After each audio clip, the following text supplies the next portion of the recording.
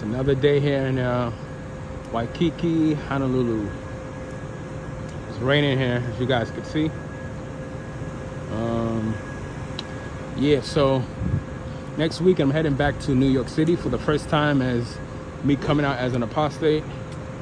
And I got mixed feelings. I got some seriously mixed feelings because I'm born and raised in Harlem, New York City, right?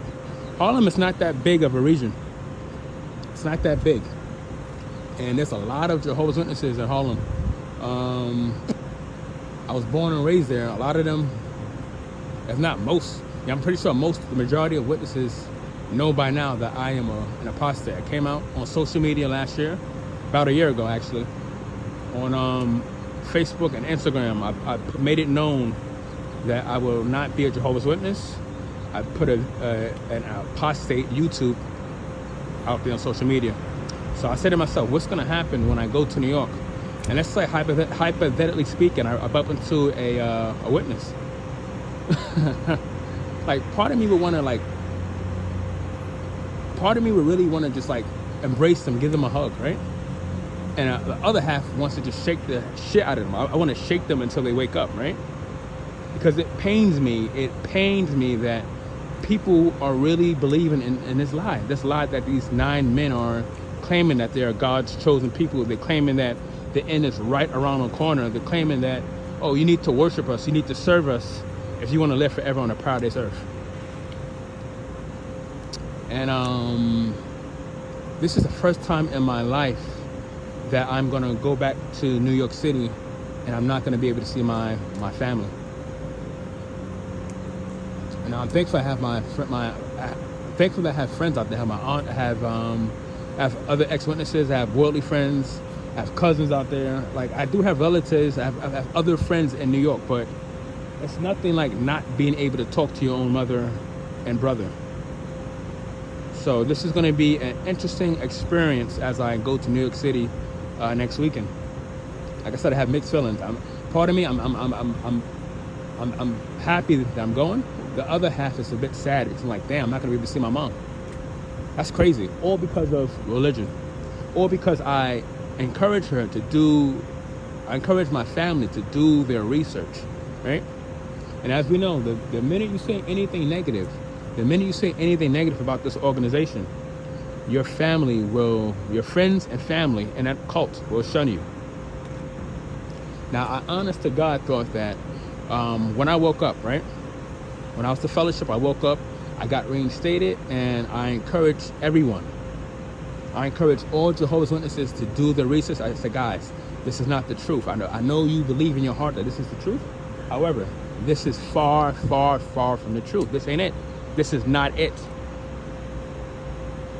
And as a result, these people, and you would think that your family, if anybody, right? You would think that if anybody on this planet will listen to you, it would be your family, your blood family. My mom automatically shunned me.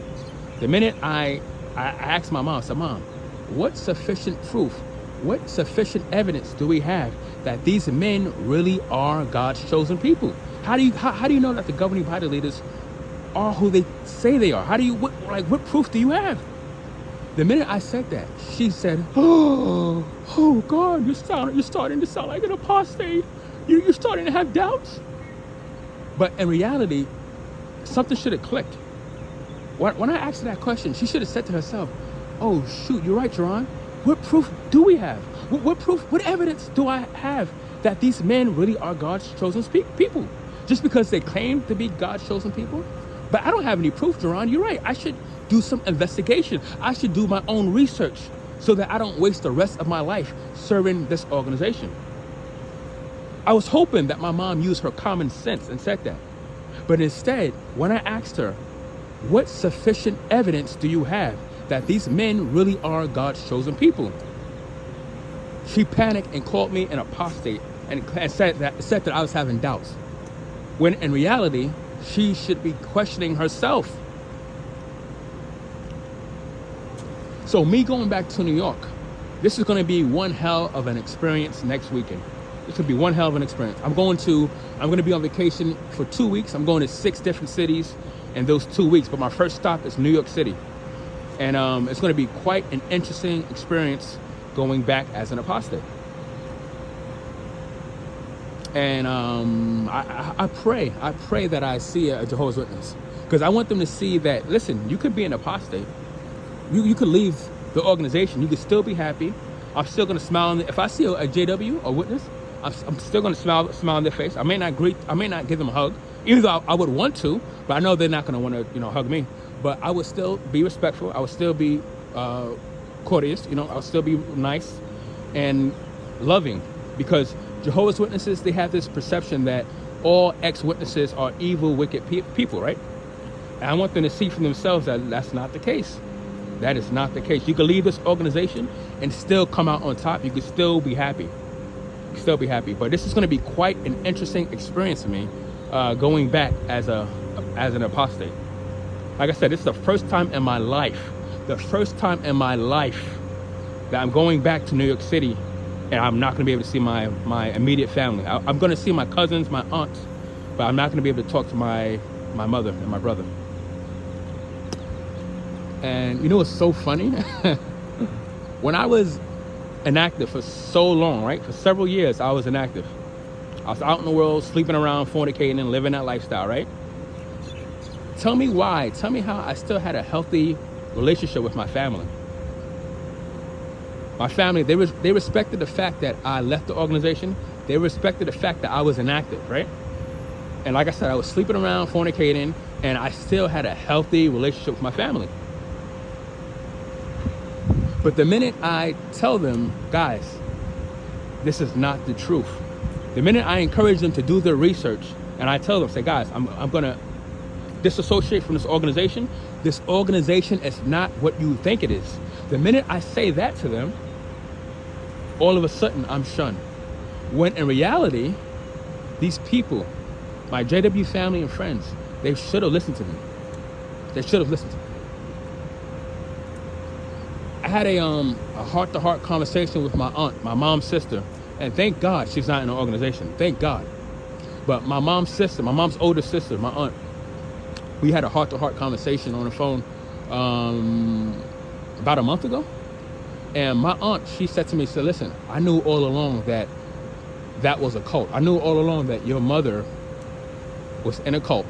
And she said, I wanted to respect her boundaries. I wanted to respect her religion. But at the same time, she knew that it is a destructive cult. And I told my aunt, I said, listen, I said, your sister, my mom, we're no longer talking to each other because I've encouraged her to do some research on her religion. And my aunt was like, you know what?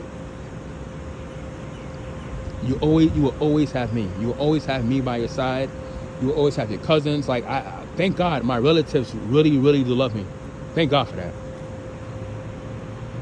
And my other aunt, she passed away about a little over a decade ago. My grandmother passed away as well. I would never, ever forget this. But my aunt that passed away from, she had breast cancer. And my aunt, both of them passed away over a decade ago, right? They told me a long time ago, they said, if you ever want to leave this religion, do you live your life?